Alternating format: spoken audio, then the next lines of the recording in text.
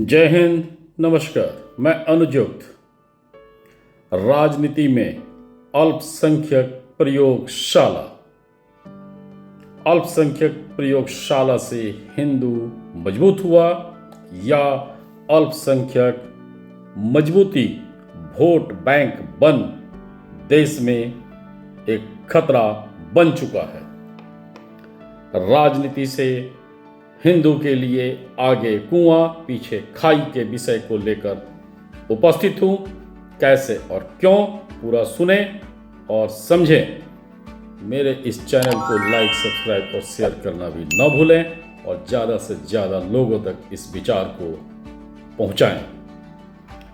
पिछले कुछ एपिसोड में ढोंगी बाबा के हाथ से राहुल गांधी और क्षेत्रीय दलों का किसान प्रेम, छात्र प्रेम, लोको पायलट प्रेम, कारपेंटर प्रेम, गरीब मैकेनिक प्रेम वाले प्रयोगशाला को बता चुका हूं। मणिपुर के जमीनी सच्चाई को भी बता चुका हूं। कश्मीर का दंश सभी जानते हैं और आज भी झेल रहे हैं। बंगाल को भी अब हम रोजाना सुन और पढ़ रहे हैं। सब इस पर चर्चा किसी न किसी रूप में करते हैं, पर डरते भी हैं। यही डर भविष्य का अंधकार साबित हो सकता है। आने वाले खतरों का अनुमानित बात घर में और दोस्तों के साथ करते हैं, पर खुल के बात न करना आने वाले समय का एक कठिन दौर बन सकता है। ऐसा शायद ही कोई घर हो जिसमें राजनीतिक दल के अल्पसंख्यक प्रेम के साइड इफेक्ट पर चर्चा नहीं हुई हो या न होती। अल्पसंख्यक शब्द का राजनीतिक इस्तेमाल हर वक्त डर दिया है। बॉर्डर पर वीर सैनिकों का खून पिया है और लगातार पी भी रहा है। अग्निवीर पर भी राजनीति हो रही है। योजना में सुधार चाहिए, पर अग्निवीर और अग्निवीर परिवार को भी ये सोचना होगा कि राजनीति का अल्पसंख्यक प्रयोगशाला घातक बन चुका है, बन रहा है। इससे बचना होगा। योजना में जरूर सुधार होगा, पर क्या अग्निवीर और उनके परिवार का दंश खत्म हो पाएगा, यह भी सोचना होगा। स्वार्थ नीति राजनीति को समझना होगा और कुत्सित सोच को भी परखना होगा। आगे बढ़ते हैं। राहुल गांधी और अनगिनत क्षेत्रीय दल का एजेंडा, उद्देश्य और कार्यप्रणाली। धर्मांतरण पर कभी ये चर्चा नहीं करते हैं। धर्मांतरण से इन लोगों का फायदा है या नहीं, आप लोग खुद सोचें। विदेशी दुश्मन के साथ भी कभी कभी कई बातें सुनने को मिल जाती हैं। अगर ऐसा है तो ये देश के लिए खतरा है। इलाहाबाद झारखंड हाई कोर्ट घुसपैठ और धर्मांतरण पर डर और चिंता को जता चुके हैं। बीजेपी भी लगातार राजनीतिक उठापटक के साथ अपरोक्ष रूप से पूरे देश को इन बिंदुओं पर आगाह कर रही है। राष्ट्रीय स्वयंसेवक संघ यानी आरएसएस भी अपरोक्ष रूप से लगातार ऐसा कर रहा है, क्योंकि इन लोगों के लिए शायद देश नीति प्रथम है। आगे पूरा सुने और मेरे चैनल को सब्सक्राइब करना और आगे बढ़वाना बिल्कुल ना भूलें।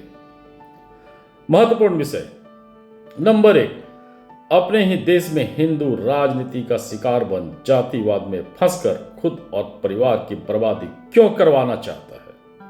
आगे कुआं और पीछे खाई का निर्माण क्यों करवा रहा है और इससे हिंदुओं को आगे फायदा क्या मिलेगा।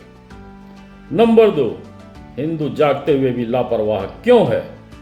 नंबर 3, स्वार्थी दलों के हिंदू नेता हिंदू समाज में ही रहकर हिंदुओं का ही दुश्मन बन अरबपति बन रहे हैं और हम लोग लगातार उनको बना रहे हैं, क्यों। नंबर 4, ध्रुव राठी, रवीश कुमार, वाजपेयी, अंजुम, अभिसार, संदीप चौधरी जैसे पत्रकार और यूट्यूबर लोग हिंदू इलाके से ही हिंदू को लड़वा रहे हैं और अपमानित करने का कोई मौका नहीं छोड़ते हैं। ये मौका क्यों दिया जाता है? अल्पसंख्यक प्रेम उनका जग जाहिर है और देश के जड़ को खोखला वो कैसे कर सकते हैं और हिंदू कैसे देख पा रहा है या उनका सब्सक्राइबर बन उनको अरबपति बना रहा है। नंबर 5, गरीबी, बेरोजगारी, महंगाई, भ्रष्टाचार, आतंक कम नहीं हो रहा है, महंगाई बढ़ रही है। इस पर जमीनी सच्चाई राहुल गांधी और अनगिनत क्षेत्रीय दल क्यों नहीं बता रहे हैं और हिम्मत क्यों नहीं होती है? केवल भ्रम फैलाना ही उनका राजनीतिक उद्देश्य क्यों बना हुआ है? कुछ कारण बताने की कोशिश ध्यान दिया जाए। भारत में विध्वंसक आजादी हुई, अनगिनत लोग मौत का शिकार बने। कारण क्या था? मुस्लिम देश का निर्माण पाकिस्तान के रूप में पाकिस्तान के हिस्सों में निवास करने वाले हर हिंदू का शोषण और कत्लेआम हुआ। ये सब जानते हैं। इसका कारण क्या रहा? मुस्लिम देश में हिंदू नहीं चाहिए था, सीधा संदेश था। सोचने वाली बात क्या हो सकती है? सभी हिंदू जाति के थे, पर जाति को महत्व नहीं दिया गया। सिर्फ हिंदू जानकर हर तरह का शोषण हुआ और भयंकर कत्लेआम हुआ। इसका मतलब क्या निकल सकता है? मुस्लिम देश को जाति से मतलब नहीं था और सिर्फ हिंदू से नफरत था और उन्होंने इसे अंजाम भी दिया। विध्वंसक आजादी के बाद भी हिंदू कत्लेआम कृत्य से भारत के परिवारवाद दल ने कोई सबक नहीं लिया, बल्कि बचे हुए को राजनीतिक उपयोग के लिए अल्पसंख्यक का दर्जा देकर हर किसान, हर छात्र, हर मैकेनिक, हर कारपेंटर, हर गरीब को बर्बाद करने का एक उपाय किया और अल्पसंख्यक कानून भारत के माथे पर थोप दिया। इसका पहला उदाहरण कश्मीर।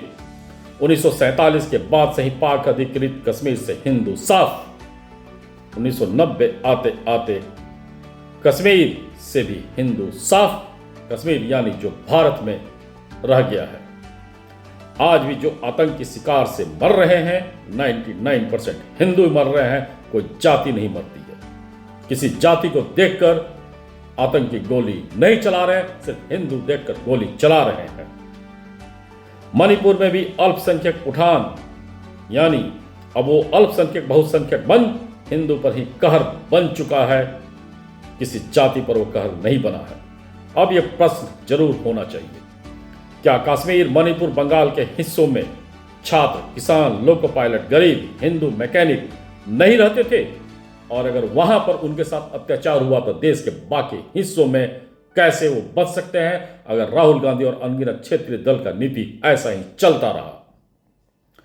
राहुल गांधी और अन्य क्षेत्रीय दल कर क्या रहे हैं, यह भी सोचिए।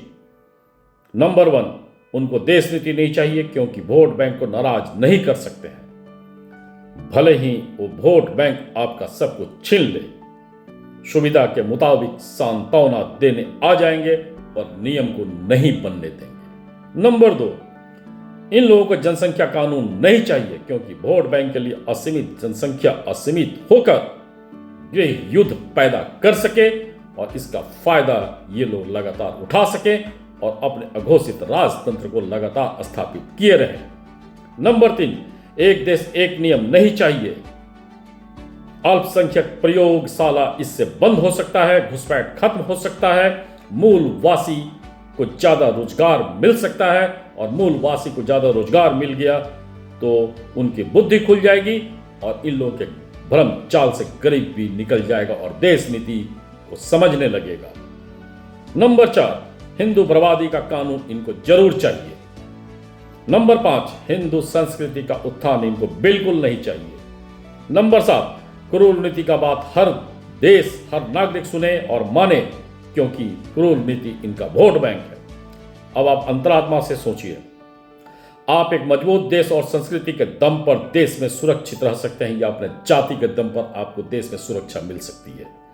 आप अपने ही देश में राजनीति के लिए खिलौना क्यों बने हुए हो, जिसको जाति के नाम पर जब तब कोई भी स्वार्थी राजनीतिक दल फुटबॉल के गेंद जैसा किक कर देता है? योग्यता से हुनरमंद हिंदू तैयार क्यों नहीं किए जा रहे हैं? क्या योग्यता हिंदुओं में सिर्फ बॉर्डर पर मरने के लिए है? सोचिए, विध्वंसक आजादी के बाद के हिंदू घृणा को समझिए, जातिवाद राजनीति को खत्म करवाइए। वोट देना वैसे लोगों को बंद करिए, नहीं तो कोई भी चंद्रशेखर, कोई मायावती, कोई तेजस्वी यादव, कोई अखिलेश यादव, कोई ध्रुव राठी, कोई ममता दीदी, कोई रवीश कुमार, कोई संदीप चौधरी, कोई पुण्य प्रसून वाजपेयी, कोई अभिसार शर्मा, कोई अजीत अंजुम बचाने नहीं आएगा। ये सब हिंदू इलाके में ही हिंदू संस्कृति के दुश्मन बन हिंदू में फूट डालकर अरबपति बन चुके हैं और लगातार बन रहे हैं। इनका सामाजिक बहिष्कार देश के संस्कृति के साथ हिंदू को एकजुट कर सकता है और भविष्य के पीढ़ी को सुरक्षा दे सकता है। रोजी रोटी भी देश नीति देगा। देश नीति ही भ्रष्टाचार को कम करवाएगा, महंगाई को देश नीति ही काबू करेगा। इस तरह के राजनीति से बेवकूफ बनाने वाले का मदद बिल्कुल मत करिए। अगर ऐसा आप करते रहेंगे तो यकीन मानिए त्रिदेव भी मदद करने से इनकार कर देंगे। दिमाग है, आंख है, कान है, शरीर है, पर जाति को सुरक्षा कवच मानकर देश में दीमक लगवाने वाले का साथ देने से आने वाली पीढ़ी आपको माफ नहीं करेगी। याद रखिएगा। धन्यवाद।